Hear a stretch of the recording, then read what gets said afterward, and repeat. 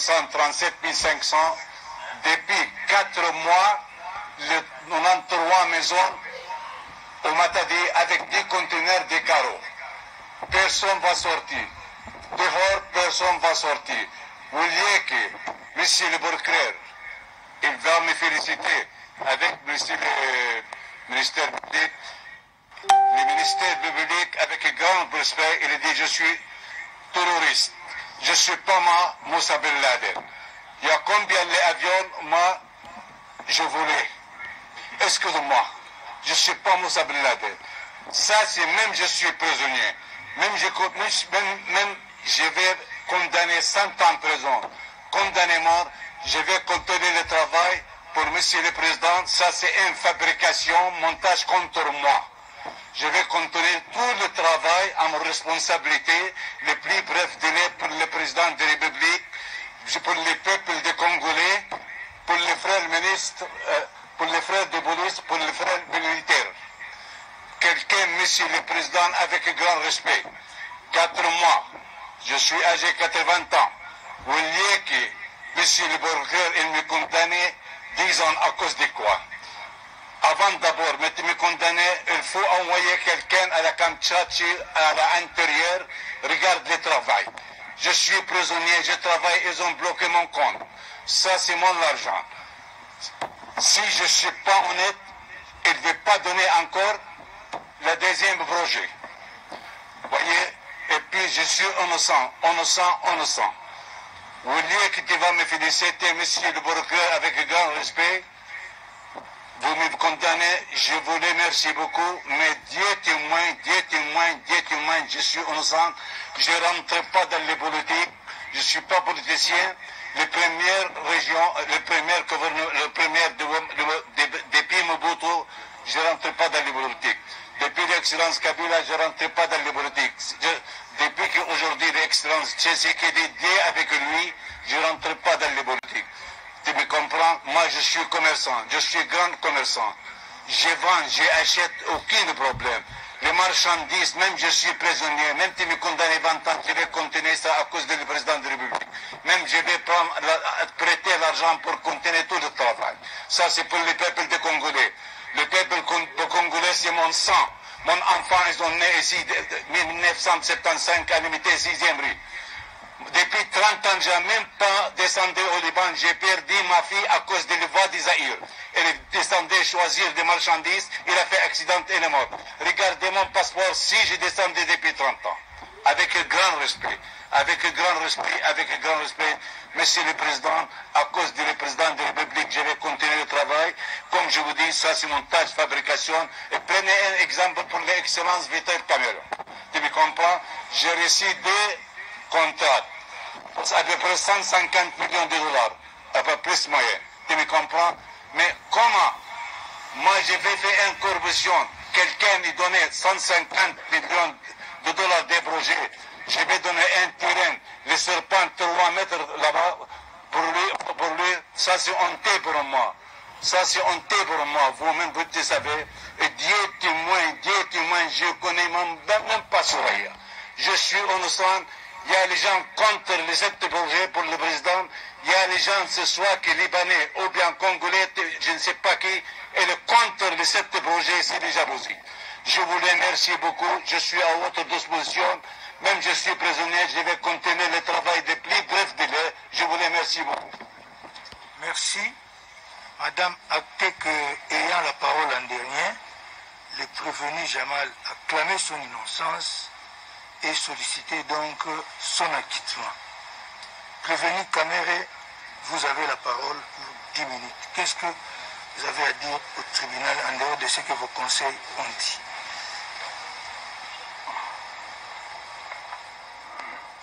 Votre honneur, je demande déjà votre indulgence pour ne pas me limiter à 10 minutes.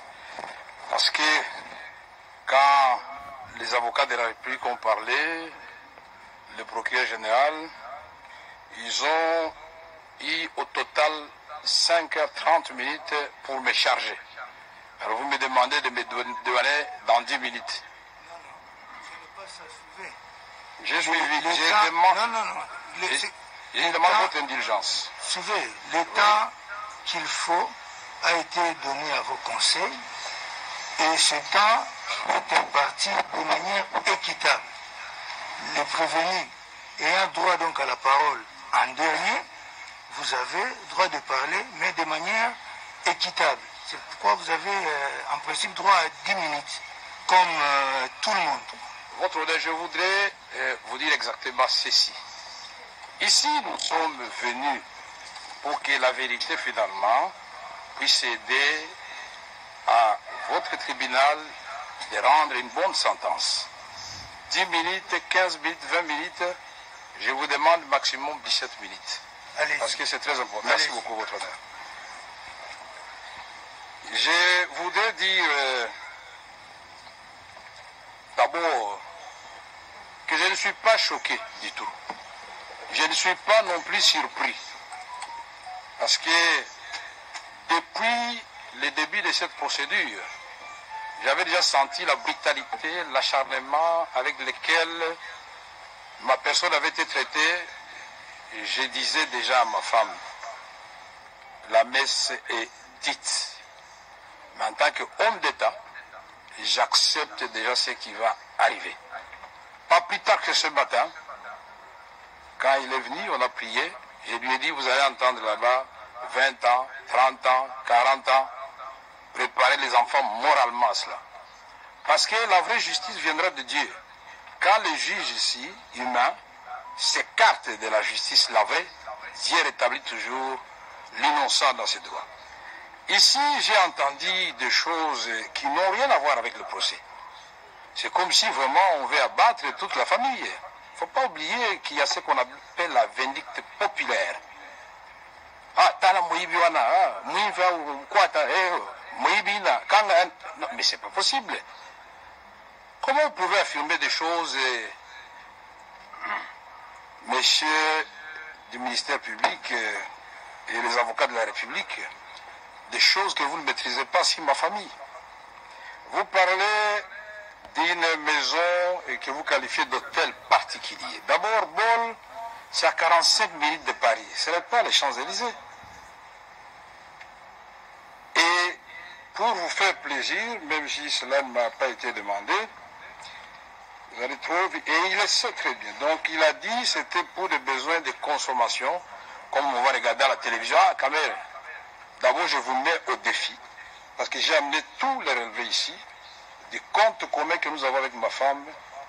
C'est un compte qui sert uniquement pour le remboursement des crédits que Afriland Bank nous avait donné, et j'avais prévenu le président de la République avant de prendre ces crédits.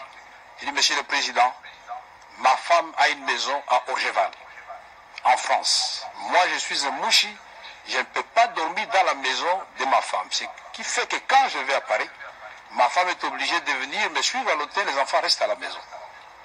Je voudrais prendre un crédit parce que ma femme a un immeuble sur l'avenue Ouganda, juste à la barrière du président Kabila, évalué à 4 500 000 $ américains.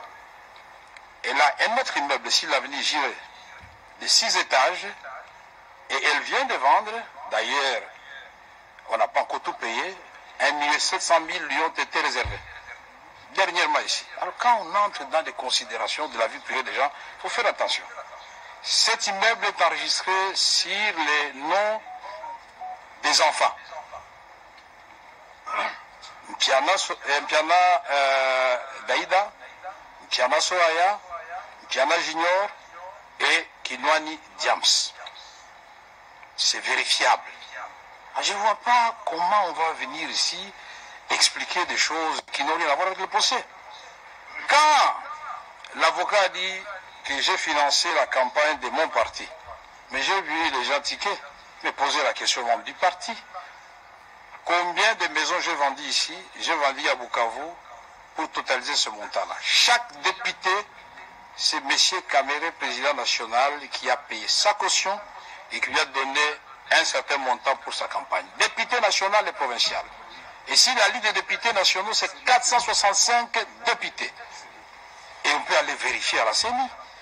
Et donc, quand on parle des choses, c'est comme si, vraiment, on parle d'une parcelle marécageuse et Le ministère public, je crois que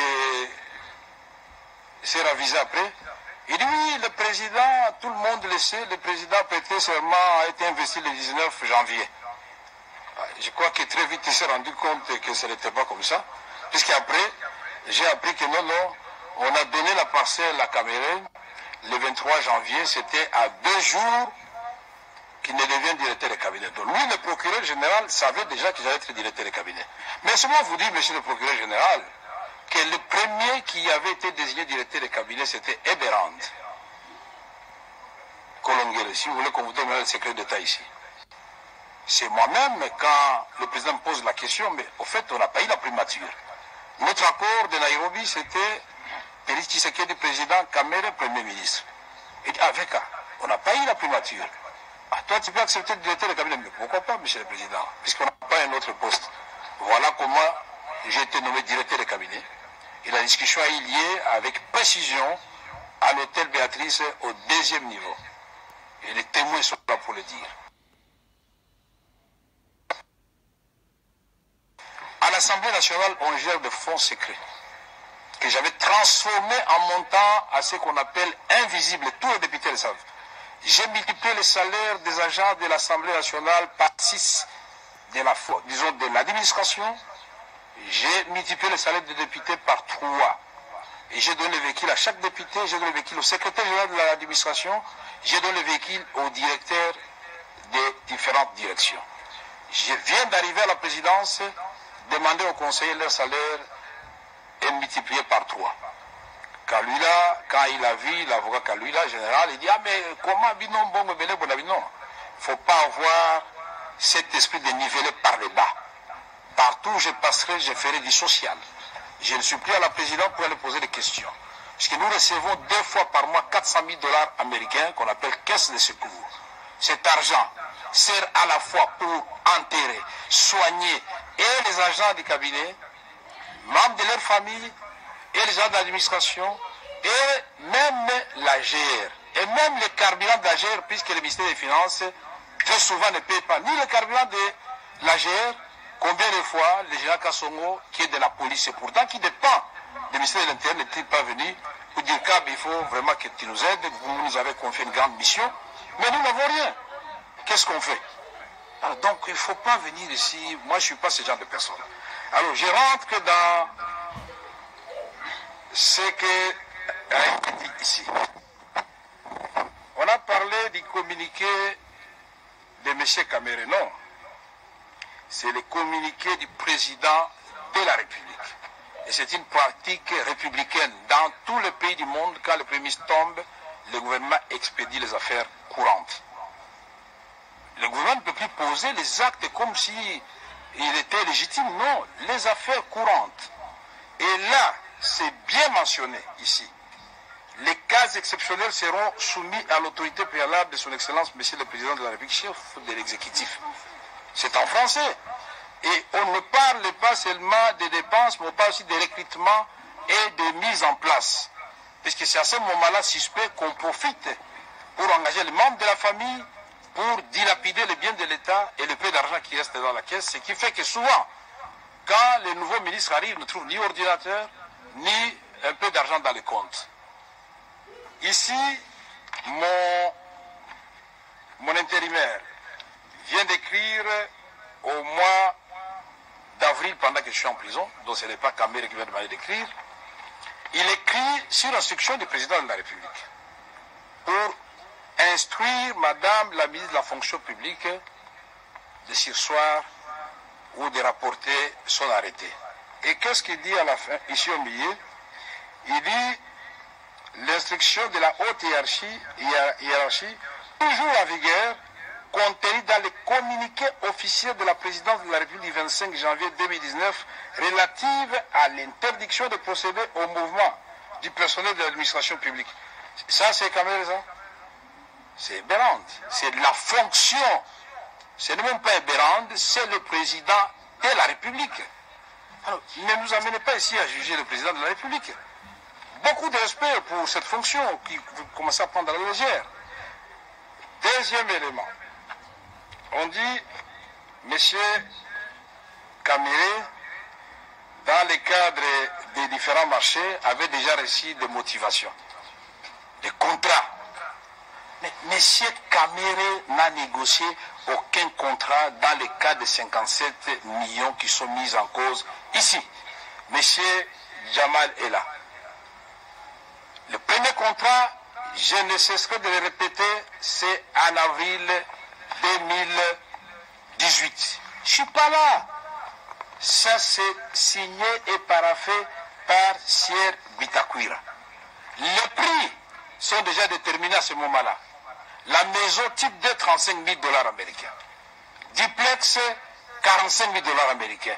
Et c'est la facture qui est annexée au contrat fait partie intégrante du contrat. Et là-dedans, qu'est-ce qui est écrit?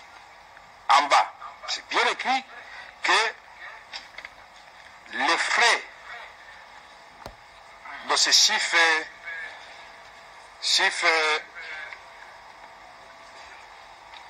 là, vous avez tous les prix. C'est Samibo qui l'envoie avec Bitakwira. Et là, qu'est-ce qu'il est écrit? Et j'ai souligné, ces maisons préfabriquées seront livrées au gouvernement de la RDC, SIF, port de Matadi, port de Dar es Salaam et port d'Angola selon les lieux de construction. Alors, quand nous parlons des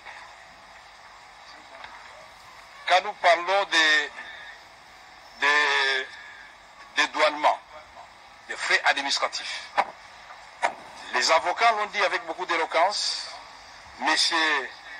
Jeannot et ses avocats eux-mêmes l'ont dit, mais quand le procureur est étonné ou l'avocat de la République est étonné que je ne connaissais pas M. Jeannot, parce qu'il sait au moins combien déjà on irait qu'au conseiller qu'on soit plus de 200.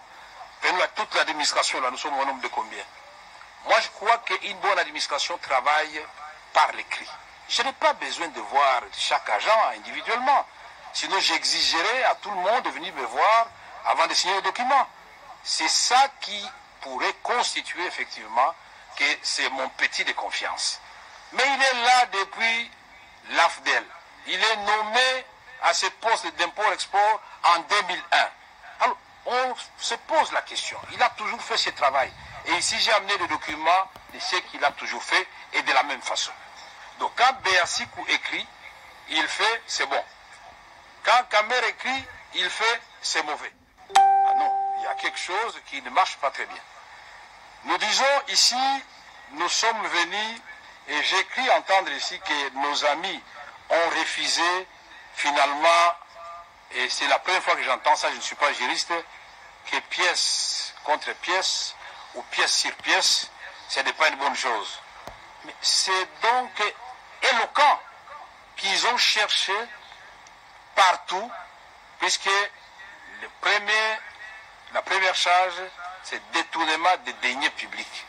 Ça signifie en d'autres termes, je suis en train de réfléchir, qu'avant que l'argent ne sorte de la banque, M. Jamal et moi, nous sommes allés dévaliser la banque, ou la banque nous a remis ensemble, puisque les deniers publics vont entrer entre mes mains. Comment? Puisque l'article 145 est très clair. C'est un mandataire, c'est un commissaire aux comptes, c'est un mandataire dans l'économie, société d'économistes ou parastatale. Tout cela est bien défini et c'est de strictes interprétations. Moi, je ne suis pas juriste, mais à force de diriger l'Assemblée nationale et faire beaucoup de cabinets ministériels, j'ai appris un peu de droit pour savoir me défendre aussi en cas de problème. Alors, quand M. Bitakwira, puisque la question était posée de savoir comment on est passé de 26 millions à 57 millions, mais la lettre de Bitakwira est là, et il explique l'impact. Mais tout ça, vous refusez. Quand on rentre dans ce qu'on peut appeler coréité, c'est-à-dire, je me suis entendu avec M. Jeannot pour qu'il me reste de l'argent, je voudrais vous dire ceci. Allez au ministère des Finances ou appelez n'importe quel ministre à ce moment, ou vous-même vous le savez, puisque vous êtes concerné. Combien d'ordres de mission des magistrats des ministres, des conseillers sont restés impayés au ministère des Finances. Ou bien le procureur général fait ça exprès, je ne comprends pas. Ou vous avez un régime spécial là-bas, au niveau du pouvoir judiciaire, le ministre des Finances a peur de vous. Vous avez félicité le ministre des Finances qui a refusé de payer Samibo. Ça signifie que le même ministre des Finances a la possibilité de payer. Alors, nous voulons dire ceci. On a suivi beaucoup de choses et tout cela nous inquiète. Parce que les témoins sont passés ici. Aucun des témoins, même ceux qui me détestent, ont dit non, Kamere a pris l'argent. Tous ils disaient que Kamere était superviseur. Mais comme moi je protégeais la fonction présidentielle, tout son prestige, c'est l'avocat qui vient de lire. Là où le président lui-même dit les travaux, le programme dont je suis superviseur. Et nous on le faisait au nom du président de la République, mais avec chaque ministre sectoriel. Mais aujourd'hui, c'est l'affaire de Kamere. Kamere est ici et se pose toujours la question de savoir il est ici, comment et pourquoi. J'étais convaincu qu'aujourd'hui, on va me présenter finalement les pièces.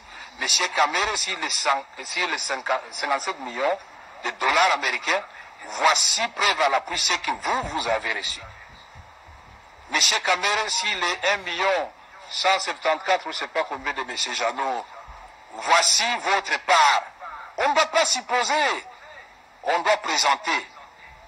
Monsieur Kamere, sur les 2 100 et quelques de Ousmane, voici votre part. Mais ici, on a dit que Ousmane a été créé précipitamment. Mais j'ai la lettre ici, c'est parce que le temps nous fait défaut, mais je vais vous la donner. La lettre du directeur du marché public, quand il répond, il dit qu'on est bien Ousmane avec une expérience de 1986.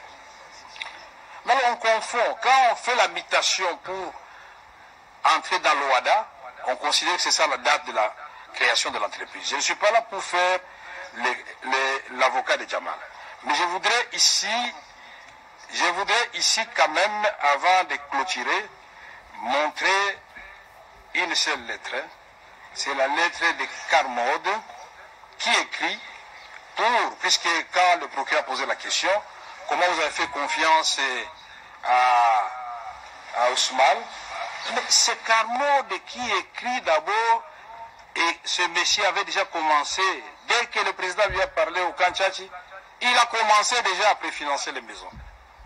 Et aujourd'hui, 93 maisons contenues dans 31 conteneurs, et les belles sont là, sont au port de Matadi.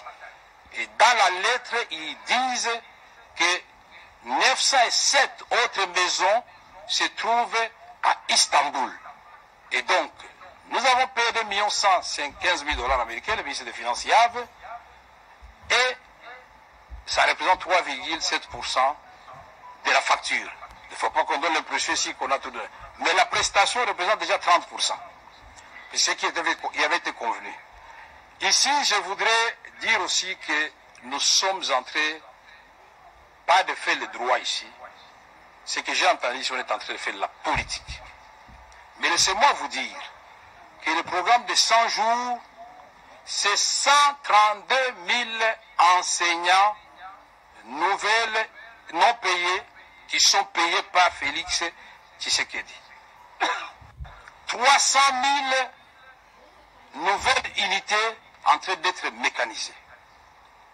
5 000 médecins, allez voir au ministère du Budget, progressivement en train d'être payés.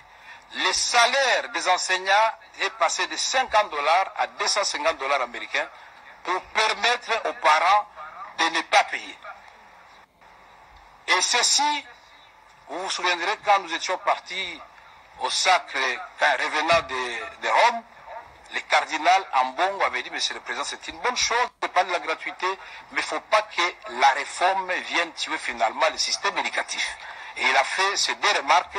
Le président m'a demandé de noter. C'est comme ça que nous avons engagé des discussions avec les coordonnateurs des écoles conventionnées catholiques. Et aujourd'hui, quand on peut lire la lettre du ministre du Budget, moi je n'aime pas trop les polémiques, il était ici, ça c'est M. Pierre Kangoudi, le ministre d'État du Budget. C'est lui, après des réunions qui nous montrent finalement comment il faut payer. Quand il termine la réunion avec son ami des finances et de l'enseignement primaire et secondaire, ils écrivent au président de la République. Ça, c'est note à l'intention de son Excellence, Monsieur le Président de la République. Modalité d'application de la gratuité de l'éducation de base. Ce n'est pas Kamere qui a signé, mais à la fin, qui signe Henri Have, ministre des Finances, ministre d'État du Budget, Pierre Kangoudia, le ministre de l'Enseignement primaire et secondaire et professeur Emery Okunji Ndjovu. Et donc tout ça, Kamere travaillait dans l'opacité. J'ai dit aussi que ce procès est politique. Pourquoi? Parce que au moment où nous parlons, nous avons 132 écoles construites dans le cadre de 100 jours. Nous avons 42 centres de santé construits dans le cadre de 100 jours et 32 équipés. Nous avons remis l'eau à Kitona. Depuis 10 ans, les militaires n'avaient pas d'eau. On a remis l'eau au camp Kokolo. Et maintenant, le président pense à donner aux militaires 2000 maisons et 1000 maisons aux policiers.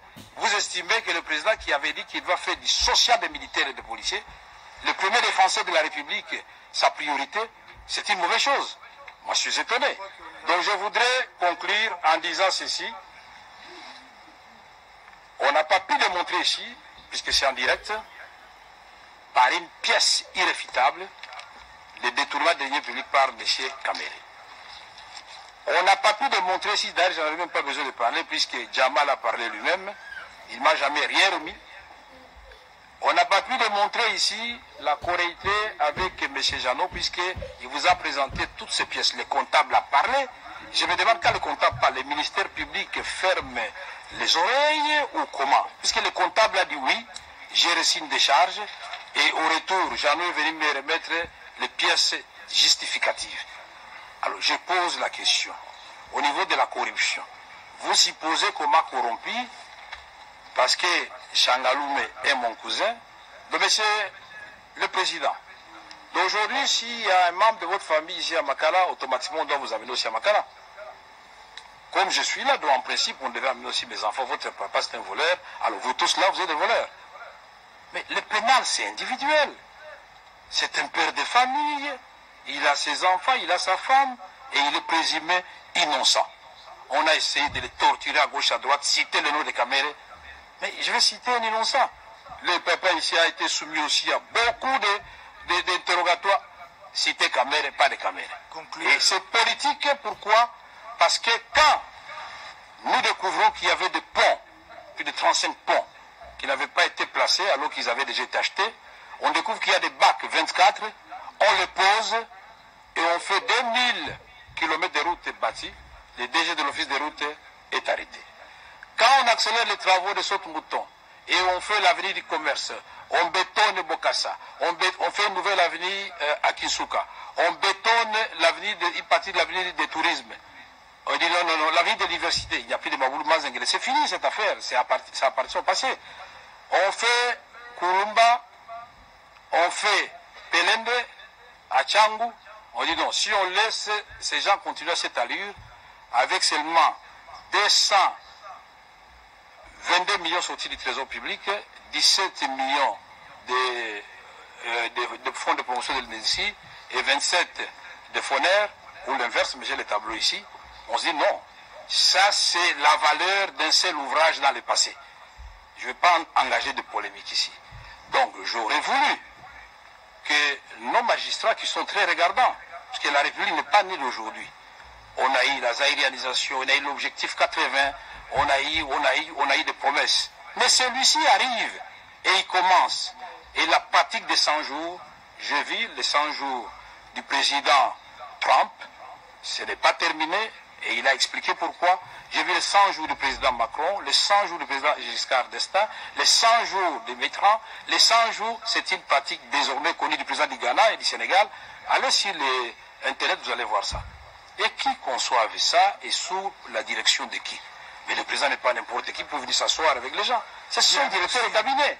Et il le fait, pour terminer votre honneur, oui, en conclusion. Pour terminer, il le fait, c'est pourquoi je disais que c'est politique, il le fait sur base justement de l'article 6 de l'ordonnance portant organisation et fonctionnement du cabinet du chef de l'État qui dit clairement dans ces alinéas que le directeur de cabinet est chargé des liaisons et de correspondre avec toutes les institutions au nom de la présidence de la République. Donc ici, l'inconstitutionnalité qui a été soulevée par mes avocats, parce que nous n'avons pas bénéficié de tout notre temps pour nous défendre, nous pensions que vous allez accéder à notre demande et pour un procès aussi sérieux, nous pensions que ça pouvait prendre 2 ou 3 jours. Moi je me disais, d'outre-mer, ça peut prendre même 2 mois. Et donc, je peux même accepter de rester 2 mois ici en prison, mais plutôt que d'expédier les affaires avec peut-être déjà une sentence qui est déjà prononcée d'avance. Alors nous aurons perdu du temps inutilement. Mukele innocent. Attendez, ce que vous dites là, est-ce que oui. vous mesurez l'importance de ce que vous dites? Mais je l'ai dit au conditionnel. Mais puisqu'il nous traite aussi de temps en temps de... Concluez alors, s'il vous plaît. Oui, je suis en train de conclure. En conclusion, qu'est-ce que vous demandez au tribunal? Je demande au tribunal de constater mon innocence de tout ce qui a été dit ici. Ni les avocats de la République, ni le ministère public, puisque là encore je n'ai pas compris, ni les intervenants de tout à l'heure, personne n'a pu démontrer la culpabilité de M. Vital Kamerhe. C'est quand même dommage. Merci. Tout en vous remerciant, en disant que awa ezandeli kambo ya mboka. Merci. Vanu malu aditunga. Awa yoke mambo ya inchi na betu. Hapa ni mambo ya inchi na watu wafungule mbecho. Ce n'est pas moi qui suis attaqué, c'est le président de la République et tout le monde peut le comprendre. Je vous remercie, votre honneur. Madame la greffière, actez que, ayant la parole en dernier, le prévenu Kamerhe a clamé son innocence et donc sollicité son acquittement. Prévenu Mouima, vous avez droit à 10 minutes. Merci beaucoup pour la parole, Monsieur le Président. Je n'ai pas beaucoup de choses à dire. J'ai reçu l'ordre de mission du directeur du cabinet.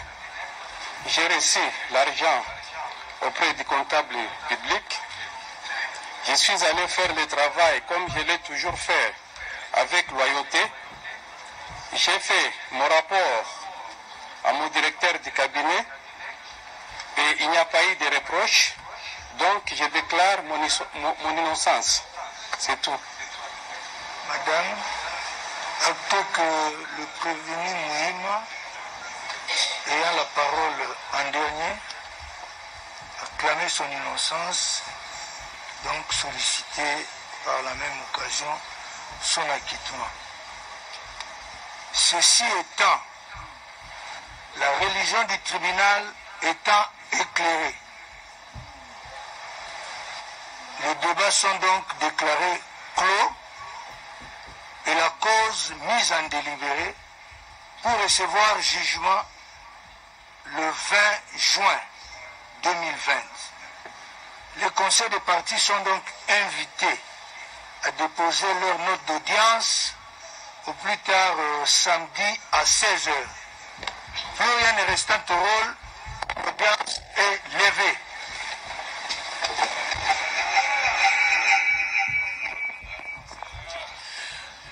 Amis téléspectateurs, nous sommes arrivés à la fin. Le juge président Pierrot Bakenge vient de le dire, la religion du tribunal a été éclairée après plusieurs débats, 5 audiences au total. Reste le jugement pour ce 20 juin. Et le dernier à prendre la parole, c'était évidemment le prévenu Vital Kamerhe, qui a tout naturellement clamé son innocence, et ce en 4 langues nationales vers la fin. C'est pour montrer sa connaissance un peu de la République démocratique